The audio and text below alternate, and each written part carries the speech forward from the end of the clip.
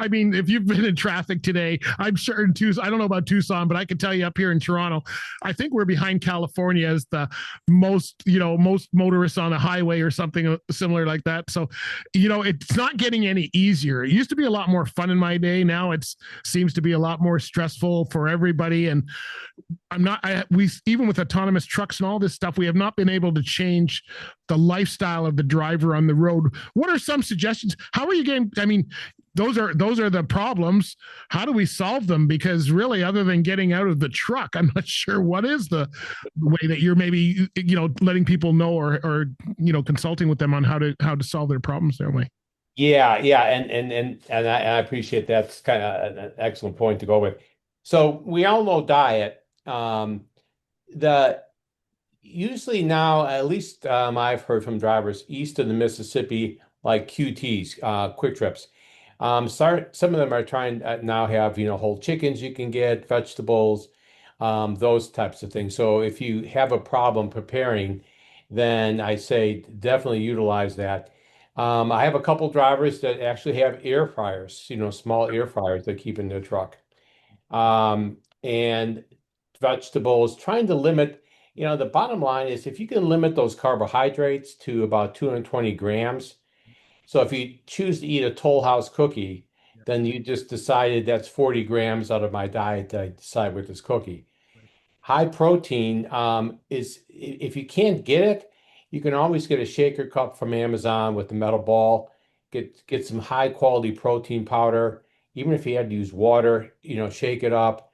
Um, do that because that's going to kind of quench the appetite, take away some of those cravings for the fast foods, carbohydrate foods. And that's easy to keep, on the truck. Yeah. The exercise.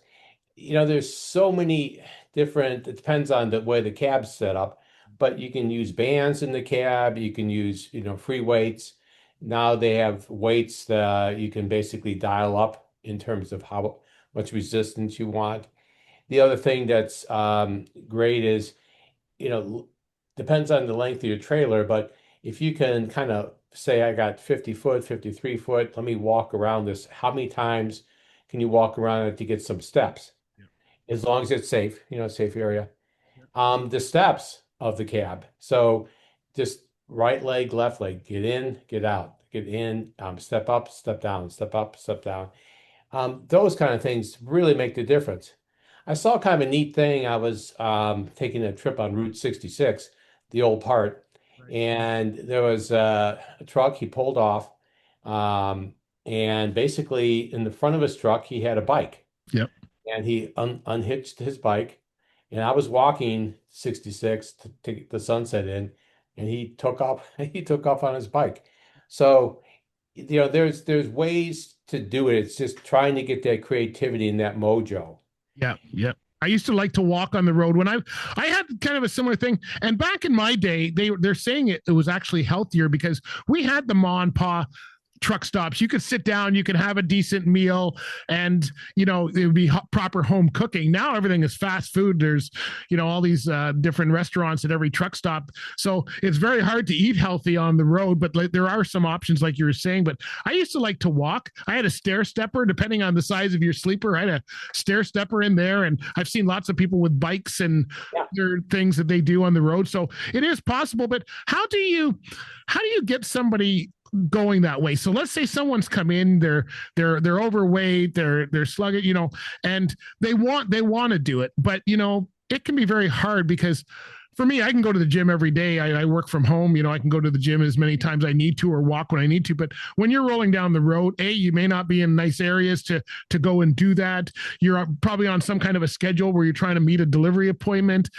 So is there a way that you're helping drivers as far as the psyche part? I guess, I mean, those are all great things you mentioned that people can do, but how do I get myself to do it? Any tips that way? Because I think that's really the part that we need to start with.